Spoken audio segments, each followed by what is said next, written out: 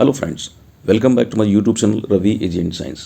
Friends, आज की इस ट्यूटोरियल में हम एक छोटे से टॉपिक को डिस्कस करने वाले हैं जो कि एक प्रकार का डिफरेंस है। जैसा कि आप स्क्रीन पर देख रहे हैं, हैप्लॉइड एंड मोनोप्लॉइड आपको लिखा हुआ है, हैप्लॉइड एंड मोनोप्लॉइडी। साथियों, जब आप numerical change in chromosomal aberration पढ़ते हैं, जब गुणसूत्रों में संख्यात्मक परिवर्तन को आप पढ़ते हैं, गुणसूत्रों में जो विवर्तन एवरेशन को पढ़ते हैं, तो उसमें आप टॉपिक पढ़ते हैं हैप्लॉइड और मोनोप्लॉइड को। तो इसमें स्टूडेंट्स को काफ़ी ज़्यादा कन्फ्यूजन होता रहता है कि हैप्लॉइड और मोनोप्लॉइड में क्या डिफरेंस है। आइए स्टार्ट करते हैं इस वीडियो लेक्चर को और समझते हैं इस छोटे से टॉपिक को, इस छोटे से डिफरेंस को। मुझे उम्मीद है कि इस वीडियो लेक्चर को देखने के बाद आपको इस टॉपिक से संबंधित कोई भी कन्फ्यूज़न नहीं रह जाएगा और आपकी सारी कन्फ्यूजन दूर हो जाएंगे। आइए स्टार्ट किया जाए टॉपिक को। तो हैप्लॉइड मीन्स, जैसा कि आप देख रहे हैं स्क्रीन पर, हैप्लॉइड का मतलब होता है, हैप्लॉइड मीन्स होता है, एक मिनट जरा इस ब्रश को ले लें। तो हैप्लॉइड का मतलब होता है, हैप्लॉइड मीन्स आपका यानी सिंगल सेट आप क्रोमोसोम। जैसे दो प्रकार के नंबर को आप यूजली जानते हैं।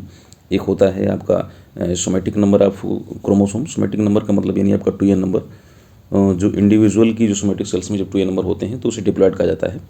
और एक नंबर होता है जिसे n नंबर कहते हैं। n नंबर जो है ये इनके गैमेट सेल्स में देखने को मिलता है, जो इनके युग्मक होते हैं। जैसे आपका मेल गैमेट्स की बात करें तो जो स्पर्म होते हैं, और फीमेल गैमेट्स की बात करें तो जो एग या ओवा होते हैं। और प्लांट्स में बात करें तो प्लांट्स में जो मेल गैमेट होते हैं, जिन्हें आप पॉलन ग्रेन या मेल गैमेट से कंसिडर करते हैं, से आप उनको जानते हैं। और फीमेल गैमेट्स की बात करें तो फीमेल गैमेट्स में भी आप उन्हें एग या कह सकते हैं कि ओवा के नाम से जानते हैं। तो n नंबर जो होता है ये इनके गैमेटिक सेल्स में पाया जाता है और इसे ही आप हैप्लॉइड नंबर कहते हैं, ठीक है। और जो 2n नंबर होता है, 2n नंबर इनके सोमेटिक सेल्स में पाई जाती है, जो वेजिटेटिव सेल्स होती हैं, जो कायिक कोशिकाएं होती हैं, उनमें पाया जाता है 2n नंबर। तो अभी हम 2n नंबर को यहाँ पर डिस्कस करने वाले नहीं हैं। अभी हमारा जो मेन फोकस है वो n नंबर का है। n नंबर मीन्स आपका haploid number. Haploid number means आपका गैमेटिक नंबर, ठीक है। गैमेटिक नंबर जो उनके गैमेट सेल्स में यानी आपका मेल और फीमेल गैमेट्स में देखने को मिलते हैं, उसे आप हैप्लॉइड बोलते हैं। और ये मोनोप्लॉइड क्या है? तो मोनोप्लॉइड, जैसा कि आप जब पढ़ेंगे, जब आप पॉलीप्लॉइड्स को पढ़ेंगे, तो पॉलीप्लॉइड में आपने जैसे एक एग्जांपल हम ले लेते हैं, जैसे गेहूं को आप देखें तो गेहूं की कई सारे टाइप्स हैं। जैसे ट्रिटिकम मोनोकोकम। ट्रिटिकम मोनोकोकम में जो 2n नंबर होता है वो होता है आपका 14 होता है। और इसके बाद आप इसके और पॉलीप्लॉइड वाले भी बीट्स आप देख सकते हैं, जैसे ट्रिटिकम ड्यूरम होता है, ट्रिटिकम आपका डाइकोकम होता है, ट्रिटिकम एस्टियम होता है, या ट्रिटिकम कॉम्पैक्टम होता है, ट्रिटिकम स्पिल्टा होता है। तो ये हमने जो अभी जो अदर नेम लिए हैं ये सब पॉलीप्लॉइड वाले हैं। तो जैसे कि आप दूसरे भी गेहूं देखते हैं जिसमें 2n होता है, 2n 4x होता है, ये आपका ड्यूरम का होता है, ट्रिटिकम ड्यूरम का। इसमें नंबर ऑफ क्रोमोसोम 28 होते हैं। और इसी तरीके से एक और भी गेहूं है आपका 2n, और इसमें आप 6x ब्रैकेट में लिखते हैं। और ये है आपका जो है 42, ठीक है। तो ये 42 वाले जो होते हैं ये एस्टिवम है या स्पेल्टम है, स्पेल्टा है या कॉम्पैक्टम है, ये गेहूं है हेक्साप्लॉइड वाले। और ये है आपका टेट्राप्लॉइड वाले। तो हमारा कहने का मतलब ये क्या है कि जब आप 2n को इस तरीके से लिखते हैं, ट्रिटिकम मोनोकोकम को लिखते हैं 2n इक्वल का 14, ब्रैकेट में आपने यहाँ पर कुछ नहीं लिखा है, लेकिन जब आप इसको लिखते हैं 2n और ब्रैकेट में आपको लिखना पड़ता है 4x, तो आप 2n को लिखेंगे तो जब इसका आप हैप्लॉइड नंबर निकालेंगे तो हैप्लॉइड n नंबर हो जाएगा आपका 7। लेकिन जब इनका आप n नंबर निकालेंगे, ठीक है, एक मिनट जरा समझा देते हैं, थोड़ा सा स्क्रीन को थोड़ा सा और आगे बढ़ा लेते हैं। जब आप अदर का जब n नंबर निकालेंगे, जैसे 2n हमने बताया था, 2n इज इक्वल ब्रैकेट में आपका 4x इज इक्वल आपका 28। जब आप इसका n निकालते हैं तो आपको ब्रैकेट में लिखना पड़ता है 2x इज इक्वल आपका 14, ठीक है। तो ये 2x जो नंबर है आपका। लेकिन जब आप जो पहला वाला जो हमने बताया था, जो आपका जो सिंपल वाला जो बीट था आपका, जिसमें 2n आपने लिखा था 14 को, उसका आप n निकालते हैं, तो उसमें आप n को निकालते हैं तो n में आपका आता है 7 आता है। तो आपको इस तरीके से भी, इसको इस तरीके से भी लिख सकते हैं, n इज इक्वल आपका 7। आप इसको लिख सकते हैं n bracket x is equal आपका 7, मतलब इसमें n और x की संख्या बराबर है। लेकिन जब आप इसको लिख रहे हैं तो n की संख्या और x की संख्या में डिफरेंस आपको देखने को मिल रहा है। n बराबर है आपका 2x के। तो जो x है, आप ऐसे समझ सकते हैं कि जो x संख्या है, x संख्या इनकी मोनोप्लॉइड नंबर को इनको इंडिकेट कर रही है, डिनोट कर रही है। तो कुछ ऐसे इंडिविजुअल होते हैं जिसमें n नंबर जो है और x नंबर दोनों सेम होती हैं, ठीक है, n number x number same होते हैं। और कुछ ऐसे इंडिविजुअल होते हैं जिसमें n नंबर और x नंबर डिफ़र करता है। तो जैसे अभी हम देखें ये टेट्राप्लॉइड वाले को, जिसमें लिखा हुआ है n ब्रैकेट में 2x इज इक्वल आपका लिखा है आपका 14।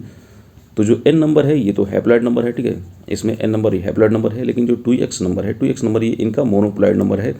तो मोनोपोलाइड नंबर के दो सेट हैं, ठीक है, मोनोपोलाइड के दो सेट हैं, यहाँ पर एक्स और एक्स मिलकर आपका 2x बना हुआ है। तो हम समझ सकते हैं कि जो इंडिविजुअल होते हैं, इंडिविजुअल में जो है जो कॉमन होते हैं, या कह सकते हैं कि जो उनके ओरिजिनल जो उनकी स्पीसीज़ होती हैं, जो उनकी कह सकते हैं कि जो उनकी सबसे पहली जो स्पीसीज जो उनका एवोल्यूशन हुआ था, उनमें जो नंबर होते हैं n नंबर, वो x नंबर के बराबर होते हैं। लेकिन बाद में जो पॉलीप्लाइड वाली कंडीशंस जिनमें पाई जाती है, उनमें n नंबर x नंबर के बराबर नहीं होता है। तो n नंबर x नंबर ये अलग अलग चीज़ें हैं, ठीक है। n नंबर किसी किसी इंडिविजुअल में n नंबर और x नंबर बराबर होते हैं। n नंबर का मतलब आपका हैप्लॉइड नंबर, x नंबर का मतलब मोनोपोलाइड नंबर, ठीक है। और लेकिन कुछ ऐसी स्पीसीज़ हैं, खासकर प्लांट्स की बात करते हैं, पौधों की बात करते हैं, तो पौधों में कुछ ऐसी स्पीसीज़ हैं जो पॉलीप्लाइड हैं, जो बहुगुणित हैं। तो उनमें n नंबर और x नंबर में डिफरेंस होता है, और उनमें जो है x के कई सारे सेट्स देखने को मिलते हैं। जैसे कि इसमें हमने बताया कि इसमें x के दो सेट हैं, यानी मोनोप्लाइड के दो सेट हैं, और n जो है आपका n बराबर है आपका 2x के। लेकिन कुछ ऐसे इंडिविजुअल हैं, जैसे हमने पहले वाले बताया था, n बराबर x के होता है, तो ठीक है, जिसमें आपका हैप्लॉइड नंबर और मोनोप्लॉइड नंबर दोनों सेम होते हैं। लेकिन तो इसके लिए आप एक ऐसा टर्म यूज कर सकते हैं कि जरा आपको बता देते हैं कि जो मोनोपोलाइड जो होते हैं, ठीक है, मोनोपोलाइड हमेशा हैप्लॉइड नहीं होते हैं, ठीक है। मोनोपोलाइड जो है आपके हमेशा, सॉरी, आप इस तरीके से कह सकते हैं कि जो इंडिविजुअल होते हैं, अर्थात जो आपके एक गुणित हैं यानी मोनोपोलाइड हैं, वो सदैव हैप्लॉइड होते हैं, ठीक है। यहाँ पर देखिए 2x, ये मोनोपोलाइड है, ये हमेशा आपका हैप्लॉइड है। लेकिन हैप्लॉइड हमेशा मोनोपोलाइड नहीं होगा। देखिए n बराबर हमेशा x नहीं होगा, ये 2x बराबर n के है, लेकिन n इज इक्वल आपका 2x बराबर नहीं है, ठीक है। n बराबर आपका 2 है आपका मोनोपोलाइड के सेट। तो इसके लिए एक टर्म यूज किया जाता है, उसको आपको समझना पड़ेगा कि जो मोनोपोलाइड होते हैं, मोनोपोलाइड मीन्स आपका x, मोनोपोलाइड मीन्स आपका x, ये सदैव जो है हैप्लॉइड होते हैं। मोनोपोलाइड सदैव हैप्लॉइड होते हैं, मीन्स आपका, एक मिनट जरा इसको n से लिख देते हैं। मोनोप्लॉइड यानी जो x हैं वो सदैव आपका हैप्लॉइड यानी आपका n के बराबर होते हैं, परंतु जो हैप्लॉइड होते हैं, मीन्स आपका जो n होते हैं, ये सदैव x के बराबर नहीं होते हैं। ये सदैव जो है आपका x के बराबर, सॉरी, ये सदैव, हाँ, x के बराबर, ये सदैव मोनोप्लॉइड के बराबर नहीं होते हैं। इन कहने का मतलब ये है कि किसी किसी इंडिविजुअल में n बराबर x होता है और x हमेशा n के बराबर होता है, लेकिन n बराबर नहीं हो सकता है x के, ठीक है। तो ये है मोनोप्लॉइड और हैप्लॉइड। आपको समझ में आ गया होगा। चलिए, इससे संबंधित कुछ लेक्चर यहाँ पर लिखा हुआ है, इसको समझते हैं कि the haploid number is the number of chromosome in A gametes. मतलब जो हैप्लॉइड नंबर होता है वो गैमेट्स की संख्या होती है किसी भी इंडिविजुअल की, और this is distinct from the monoploid number which is the number of unique chromosome in a single complete set. और कह रहे हैं कि ये जो है मोनोप्लॉइड से बिल्कुल उससे स्पष्ट रूप से डिफरेंट होती है, उससे भिन्न होती है। ह्यूमन्स का इन्होंने एक एग्जांपल दिया है, in humans the monoploid number x, monoploid को उन्होंने x से रिप्रेजेंट किया, जैसे कि हमने आपको बताया था। मोनोप्लॉइड ह्यूमन में x नंबर जो है आपका, मोनोप्लॉइड नंबर जो x है इक्वल्स हैप्लॉइड नंबर ऑफ, उसमें वो हैप्लॉइड नंबर के बराबर होती है। जो आपका मोनोप्लॉइड नंबर है x, वो आपका n के बराबर है। इन सम स्पीसीज़ कह रहे हैं कि कुछ स्पीसीज़ में, स्पेशली प्लांट्स के बारे में उन्होंने बताया है कि दीज नंबर्स डिफर्स, कह रहे हैं कि कुछ स्पीसीज़ में, खासकर पौधों में, ये नंबर डिफ़र करते हैं, n नंबर और x नंबर डिफ़र करते हैं। Commercially common wheat is an allopolyploid with 6 sets of chromosomes. जैसे कि हमने वीट का एग्जांपल भी बताया था, टेट्राप्लॉइड और हेक्साप्लॉइड वीट का एग्जांपल। तो उनमें कह रहे हैं कि ये जो है आपका जो एलो पॉलीप्लॉइड आपका वीट है, उसमें ये जो है व्यावसायिक रूप से, जिसमें 6 सेट पाए जाते हैं इसके x के, ठीक है। x बराबर होता है 6x, ठीक है, या कह सकते हैं कि वो 2n इज इक्वल होता है आपका, इन ब्रैकेट हमने अभी बताया था 6x इज इक्वल आपका 42। उसमें 6 सेट्स पाए जाते हैं या 6 कॉपीज पाई जाती हैं क्रोमोसोम की। तो the gametes of common wheat are considered haploid since they contain half the gametic information of somatic cells but are not monoploid as they still contain 3 complete sets of chromosome from the original 3 different species n is equal 3x। अभी हमने just आपको बताया था कि जो wheat है आपका, जो 2n, जिसको आप इन ब्रैकेट 6x लिखते हैं, 6x का मतलब यानी 6 कॉपियाँ हैं इसकी, इज इक्वल 42। जब आप इसका n नंबर निकालते हैं, तो n नंबर निकालते हैं तो ब्रैकेट में आपको लिखना पड़ता है 3x इज इक्वल आपका 21। तो यहाँ पर देख रहे हैं आपका कि n जो है आपका बराबर है 3x के। मतलब यहाँ पर मोनोप्लॉइड की 3 कॉपियाँ हैं, ठीक है।